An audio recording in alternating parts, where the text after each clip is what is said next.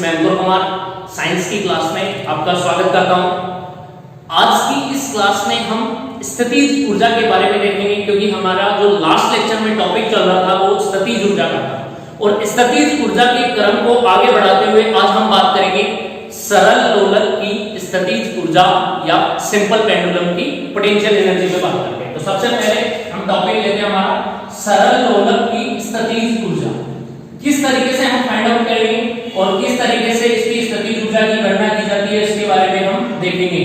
तो यहाँ पे देखो सिंपल पेंडुलम होता है एक किस तरह से होता है, एक दीवार घड़ी आती है, उस दीवार घड़ी में आपने देखा होगा कि नीचे पेंडुलम तो लटका रहता है और वो हिलता रहता है नीचे।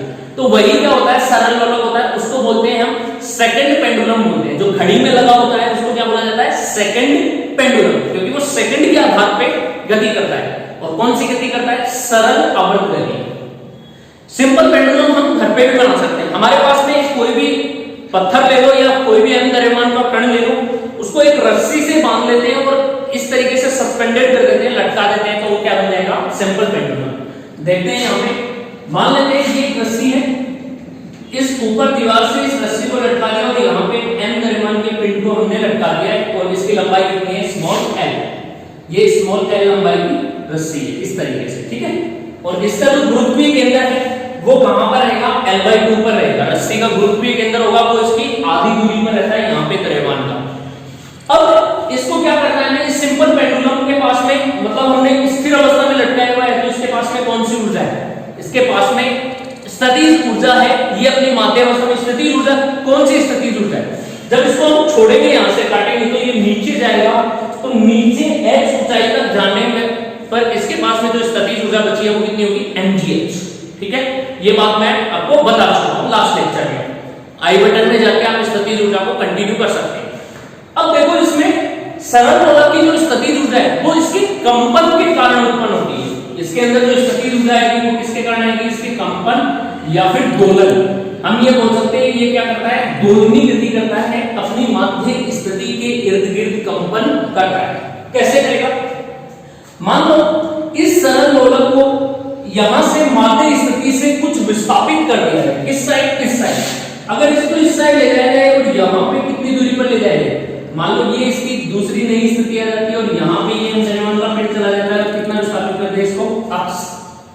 स्मॉल अक्ष विस्थापित करने पर इस सिंपल पेंडुलम ये यहां से कितने डिग्री का एंगल बनाता है, मान लेते हैं थीटा एंगल बनाता है, और इसको इधर ले जाएंगे यहां पे।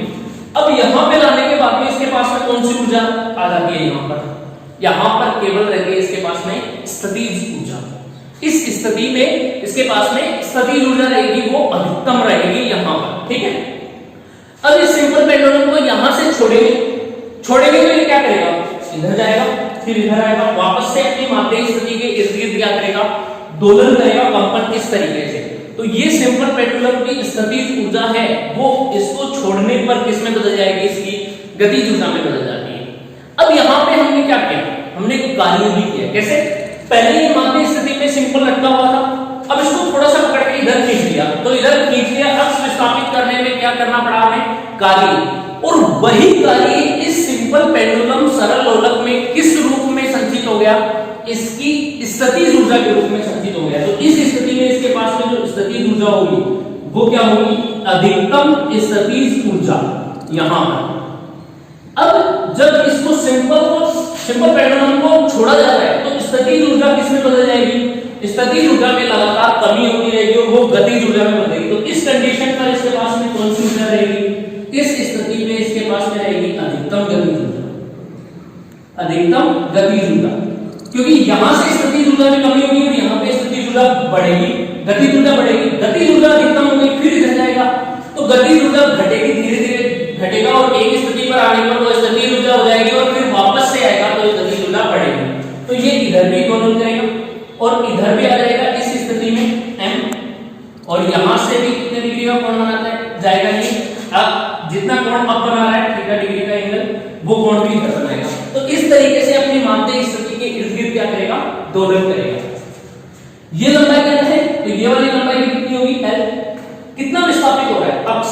अब देखो जब इस सिंपल पेंडुलम को हमने इधर खींचा तो अपनी माध्य स्थिति में लाने का, ये पुनः आने का प्रयास करेगा। तो वो पुनः आने का प्रयास वो किसके द्वारा होगा? जब इसको खींचते हैं तो इसके अंदर एक प्रत्यानयन बल स्थिर हो जाता है, संचित हो जाता है, और वो प्रत्यानयन बल इसको अपनी माध्य स्थिति में लाने का प्रयास करेगा। तो प्रत्यानयन बल किधर लगता है? वो लगेगा इधर। इसको अक्ष को विस्थापित करा दें, इधर लगेगा F, प्रत्यानयन बल इस साइड विस्थापित करना। अब अगर ये कोई भी द्रव्यमान m द्रव्यमान को हम सिंपल रखते हैं तो उस पर नीचे की ओर बल कितना लगता है? गुरुत्वीय त्वरण के कारण mg। तो इस पर इधर बल कितना लगेगा? नीचे की तरफ mg बल लगेगा इस ब्लॉक पर। ये इससे कितने डिग्री का कोण बना रहा है? थीटा। तो मैंने आपको बताया हुआ है कि जिसके साथ कोण बनता है वो घटक कौन सा होता है? कोस घटक। ये बात मैंने बताई थी ना कि एक सदिश है a वेक्टर इधर, ये इसके साथ कोण बना रहा है थीटा। तो जिसके साथ कोण बनाएगा वो तो घटक होता है कोस घटक, और जो लंबवत घटक होता है वो कौन सा घटक होता है? साइन घटक होता है। ये बात मैंने बताई आपको बल में। जब इसमें स्टार्टिंग में हम कार्य पढ़ रहे थे तब मैंने पहले ही लेक्चर में आपको ये बात बताई थी। तो देखो हमेशा जो mg बल होता है वो नीचे ही लगता है। mg लग रहा है नीचे, तो इसके साथ क्योंकि ये वाली लाइन ऐसे टेढ़ी, तो ये तो ऐसे जाएगी। अब ये ऊर्ध्वाधर के साथ कितने डिग्री का कोण बना रही है? थीटा। ये कोण थीटा है, ये वाला कोण भी कितना होगा? थीटा। mg इसके साथ कोण बना है तो ये वाला घटक कितना आएगा? mg cos theta. तो ये वाला घटक mg cos थीटा है, तो दूसरा ये वाला घटक कौन सा आएगा? ये आएगा mg sin थीटा। ये आ जाएगा mg sin थीटा। अब हमें पता है ये mg cos थीटा को इस रस्सी में जो तनाव बल आएगा, क्योंकि जब रस्सी पर m द्रव्यमान का ब्लॉक रखेंगे तो इस रस्सी में तनाव तो आएगा ना, t तनाव यहां पर आएगा, यहां पर भी आएगा, तो यहां पे तनाव आएगा। तो mg cos थीटा तो नीचे की ओर आ रहा है, तो ये वाला बल तो इस तनाव बल से क्या हो जाएगा? कैंसिल आउट हो जाएगा। तो यहां पे क्या लिखते थे?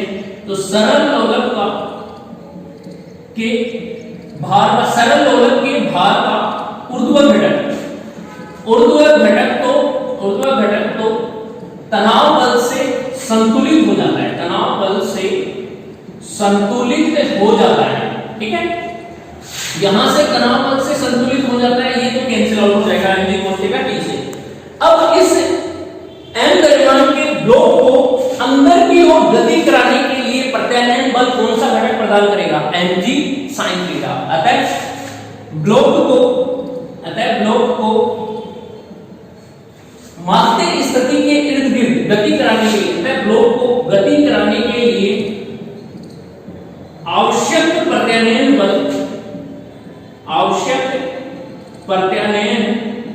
बल कौन से घटक के द्वारा प्राप्त होगा? साइन घटक के द्वारा प्राप्त होगा, क्योंकि ये तो इससे कैंसिल हो जाएगा, बराबर है और दिशा में विपरीत, तो दोनों क्या हो जाएंगे? निरस्त हो जाएंगे। अतः ब्लॉक को, या फिर ये मान सकते हैं अतः m द्रव्यमान को गति कराने के लिए आवश्यक प्रत्यानयन बल mg sin theta, mg sin theta घटक द्वारा प्राप्त होता है, घटक द्वारा प्राप्त होता है। अब यहां पे ये प्राप्त होगा, अतः बल F बराबर कितना हो जाएगा? तो F बराबर होगा नीचे की ओर कितना लग रहा है? mg sin थीटा, क्योंकि इस साइड ही मिलेगा ना अक्ष विस्थापित होने में, ये हो जाएगा mg sin थीटा। ये आ गया यहां से। अब यहां पे देखो थीटा है वो अति अल्प कोण होता है। थीटा क्या होता है? अति अल्प कोण, बहुत ही कम कोण होता है। यदि थीटा अति अल्प हो, यदि थीटा अति अल्प कोण हो तो साइन थीटा किसके बराबर होगा? तो साइन थीटा लगभग बराबर होता है थीटा। तो साइन थीटा की जगह हम क्या लिख देंगे? थीटा ही लिख देंगे।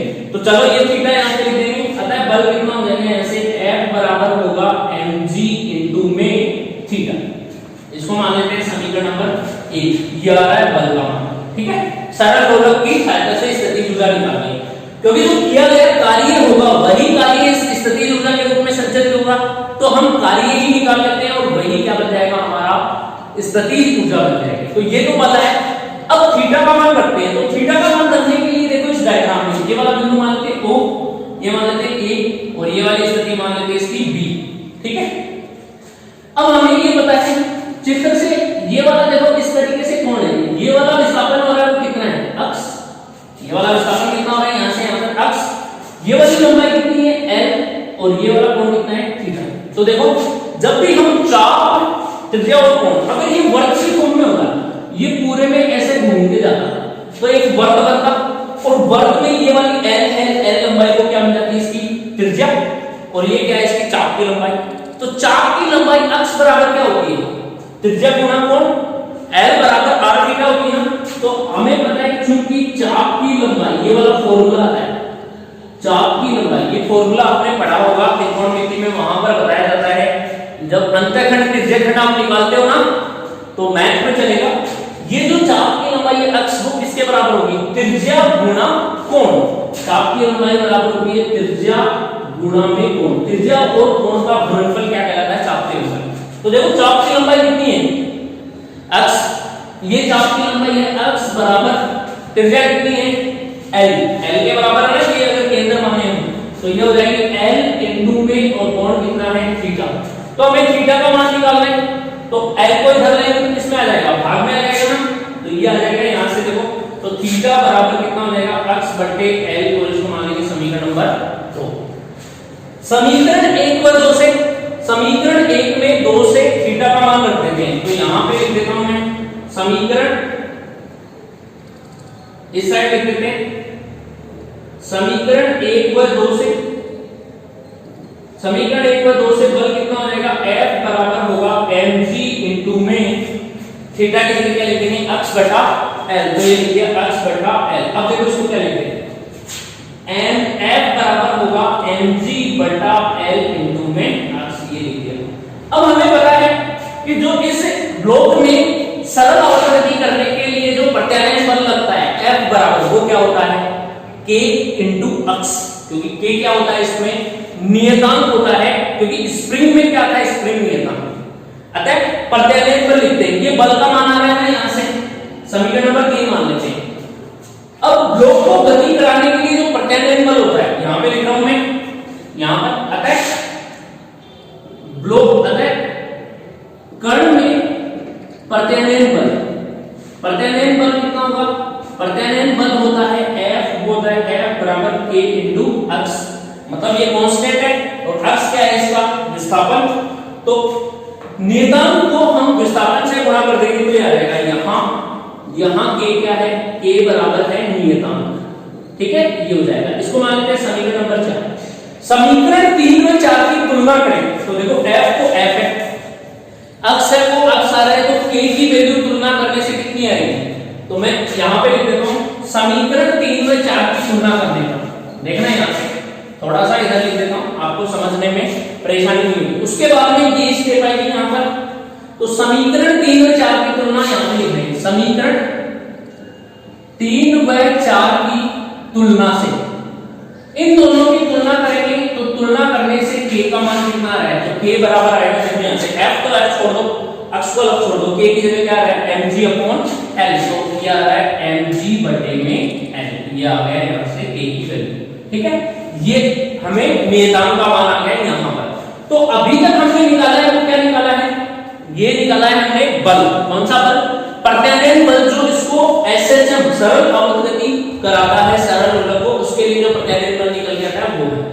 अब बल के कारण जब इसको खींचते हैं तो इधर बल लगेगा, और बल के कारण जो किया गया कार्य होगा, वही कार्य इसमें किस रूप में संचित होगा, स्थितिज ऊर्जा के रूप में संचित होगा, वही हमें क्या करनी है, निकालनी है। अब यहाँ पे हम एक कंडीशन लेते हैं, मान लो सपोज करो इस n द्रव्यमान के ब्लॉक को हम आगे की ओर विस्थापित करते हैं, कितना, dx विस्थापित करते हैं, स्मॉल, कम विस्थापित करते हैं, इधर लेके आते हैं इसको, इधर लेके dx विस्थापित करते हैं, कितना विस्थापित करते हैं, dx। तो यहां पर देखो समाकलन वाला सिस्टम होता है, ये थोड़ा सा डिफिकल्ट होता है आपके लिए, क्योंकि आपको समाकलन वगैरह पता नहीं होते हैं, इसलिए थोड़ा डिफिकल्ट पड़ जाता है। तो यहां पर मैं आपको थोड़ा सा बताने की प्रयास करूंगा कि किस तरीके से इसको आगे हम निकालेंगे, तो किए गए कार्य देखना अभी करते हैं। मान लीजिए इस ब्लॉक को हम कितना विस्थापित कर रहे हैं, dx विस्थापित कर रहे हैं। यदि मान लो यहां पर ये एक सिंपल पेंडुलम लटका हुआ है, इसको हम विस्थापित तो कर रहे हैं अक्ष, यहां से यहां तक अक्ष, लेकिन इस पूरे पथ को हम छोटे छोटे टुकड़ों में मिलकर बना मान लेते हैं, और टुकड़ों को बोलते हैं अल्फांश। मान लेते हैं इसको हम कितना विस्थापित करते हैं, dx विस्थापित करते हैं, तो dx विस्थापित करने में किया गया कार्य निकालेंगे। अतः यदि सरल लोलक को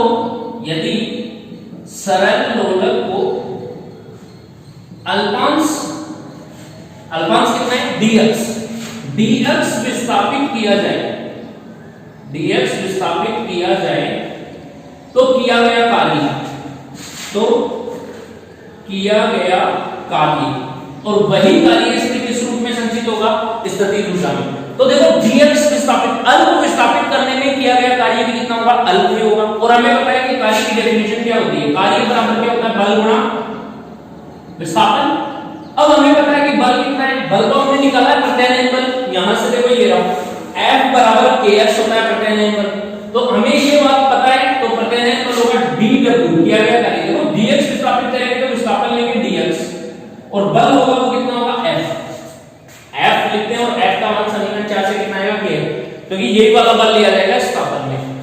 अब यहां पे हम देखते हैं कि F बराबर कितना होगा, चूंकि F बराबर होगा kx प्रत्यानयन बल होता है ना, तो प्रत्यानयन बल की वैल्यू वहां पे रखेंगे तो कितना हो जाएगा, तो dw बराबर होगा kx into में dx। अब ये तो अल्प कार्य आ रहा है तो संपूर्ण पथ के लिए कार्य कितना होगा, कितना विस्थापित करें अक्ष, अतः संपूर्ण पथ के लिए किया गया कार्य, संपूर्ण पथ के लिए किया गया कार्य। अब किया गया कार्य निकालने के लिए हमें क्या करना होगा, इसका क्या करना है समाकलन। तो देखो समाकलन करने पर, अब ये समाकलन होता है ना, ये 12th क्लास में चलता है समाकलन करने पर, आपके इतना नहीं चलता है, समाकलन है ही नहीं आपके 10th में, तो आपको ये थोड़ा सा डिफिकल्ट या टफ लगेगा और है बिल्कुल आपके लिए टफ होगा। तो आपको मैं डायरेक्ट वैल्यू बताऊंगा, आप स्थितिज ऊर्जा को किस तरीके से लिखोगे कि जो सरल लोलक की स्थितिज ऊर्जा उसको आपको डायरेक्ट वैल्यू लिखनी है, जो स्प्रिंग की स्थितिज ऊर्जा लिखी थी ना वही लिखनी है। अब मैं आपको देखो डायरेक्ट भी बताऊंगा लेकिन ये भी बता देता हूं कैसे करेंगे। तो दोनों तरफ समाकलन करोगे तो समाकलन कितना होता है, समाकलन का साइन होता है ये वाला ऐसे s की तरह dw, उस साइड भी कर दोगे तो समाकलन क्या होगा kx into में dx। अब देखा k कांस्टेंट है बाहर आ जाएगा, k तो बाहर आ जाएगा लेकिन अक्ष का समाकलन होगा वो क्या बनेगा, तो यहां से देखो दोनों साइड समाकलन करते हैं तो dw का समाकलन तो कितना हो जाएगा, इसका समाकलन हो जाएगा w और इसमें अक्ष बाहर k बाहर आ जाएगा और अक्ष का समाकलन होता है वो होता है अक्ष स्क्वायर बटे 2, ये होता है। अब ये होता है कैसे समाकलन, इसके बारे में बताता हूं। देखो समाकलन करते हैं तो समाकलन अक्ष की घात n dx, अक्ष की घात n का जो समाकलन होता है इसका फॉर्मूला होता है अक्ष की घात n+1 बटे में n+1, ये फॉर्मूला होता है। क्या होगा, अक्ष की घात n का समाकलन होता है अक्ष की घात n+1 बटे n+1। अब यहां पे देखो अक्ष की घात कितनी है, एक कांस्टेंट को बाहर ले लिया, अब अक्ष की घात 1 है तो अक्ष की घात 1 का समाकलन होगा अक्ष की घात 1 + 1 कितना हो गया, अक्ष की घात 1 + 1 2 बटे में n, घात कितनी है 1 में 1 जोड़ दो कितना आएगा 2, तो अक्ष स्क्वायर बटे 2 क्या होता है इसका समाकलन। अब इसको लिखते हैं तो कैसे लिखेंगे, 1/2 k into अक्ष स्क्वायर और 1/2 k x स्क्वायर, यही क्या आता है किया गया कार्य, और यही कार्य इसकी कौन सी ऊर्जा के रूप में बदलता है, स्थितिज ऊर्जा के रूप में बदलता है। तो मैं यहां पे लिखता हूं उसको मिटा के, अतः किया गया कार्य ही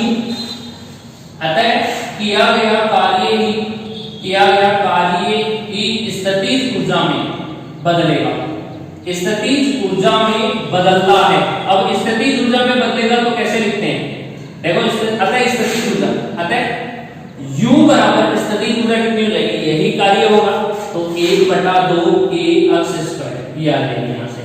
अब k की वैल्यू कितनी होती है वहां से निकालना, बस यही सबसे बड़ा फर्क है। देखो स्प्रिंग की स्थितिज ऊर्जा आपको याद होगी तो ये निकाली थी मैंने, इसको EP भी लिखते हैं, EP बराबर पोटेंशियल एनर्जी 1/2 k अक्ष स्क्वायर। k की वैल्यू बस इस सरल लोलक के संदर्भ में आपको ये लिखनी है। तो k बराबर कितना होता है, क्योंकि k बराबर होता है mg/l, तो ये वैल्यू यहां कर दोगे तो EP कितनी हो जाएगी, EP बराबर होगी 1/2 mgl into में अक्ष स्क्वायर, यही होती है इसकी सरल लोलक की स्थितिज ऊर्जा। और कोई भी चेंज नहीं है इसमें, बस सरल लोलक की स्थितिज ऊर्जा ये निकालनी है। तो आपको डायरेक्ट लिखना है, यहां तक आपको मैंने बता दिया था क्या होती है। अब आपको जो स्प्रिंग की स्थितिज ऊर्जा बताई थी मैंने, फॉर्मूला ये वाला बताया था ना 1/2 k x स्क्वायर, वही फॉर्मूला इसके लिए काम में लेते हैं। बस आपको चेंज क्या करना है, इस k की जगह ये वैल्यू रख देनी है mg/l और यही इसकी स्थितिज ऊर्जा आ जाएगी, सरल लोलक की स्थितिज ऊर्जा आ जाएगी। क्योंकि आपके सिलेबस में ये वाला समाकलन वाला सिस्टम नहीं चलता है 10th क्लास में, तो आपके लिए ये थोड़ा डिफिकल्ट होगा, टफ होगा, तो आप इसको नहीं देखें। अब डायरेक्ट क्या करेंगे, स्थिति अगर किया गया कार्य स्थितिज ऊर्जा में बदलता है और स्थितिज ऊर्जा होती है G बराबर 1/2 kx²। k की वैल्यू इस समीकरण से रख देना और यही इसकी ऊर्जा आ जाएगी। यह सरल लोलक की स्थितिज ऊर्जा है, सरल लोलक की स्थितिज ऊर्जा है। ये आपकी बुक में ये टॉपिक है, इसलिए आपको थोड़ा सा बताना पड़ रहा है कि सरल लोलक किस तरीके से काम करता है, इसकी स्थितिज ऊर्जा क्या होती है। ये समाकलन वाला ये नहीं है, लेकिन ये भी आप थोड़ा सा आइडिया लगा लेना क्योंकि आपको मैंने फॉर्मूला बता दिया है, ठीक है। तो ये थी सरल लोलक की स्थितिज ऊर्जा। अब इस स्थितिज ऊर्जा के बाद में नेक्स्ट जो ऊर्जा आती है वो आती है हमारी विद्युत ऊर्जा, ठीक है। स्थितिज ऊर्जा पढ़ चुके हैं, गतिज ऊर्जा हमने देख ली, अब हम विद्युत ऊर्जा के बारे में बात करेंगे और इस चैप्टर में हमारे जो विद्युत ऊर्जा थी यही हम इन तीन ही ऊर्जाओं के बारे में पढ़ेंगे। तो विद्युत ऊर्जा हम नेक्स्ट लेक्चर में बात डिस्कस करेंगे। आज के लेक्चर में हम इतना ही डिस्कस करते हैं क्योंकि ये बहुत लेंथी टॉपिक है, थोड़ा इसको समझने में आपको टाइम लगेगा। आज की क्लास में इतना ही। आप वीडियो को देखते रहिए, लाइक कर दीजिए और अपने दोस्तों के साथ शेयर कीजिए। चैनल को सब्सक्राइब करना बिल्कुल भी मत भूलिएगा, तो सब्सक्राइब कर दीजिए जल्दी से। Thank you, have a nice day.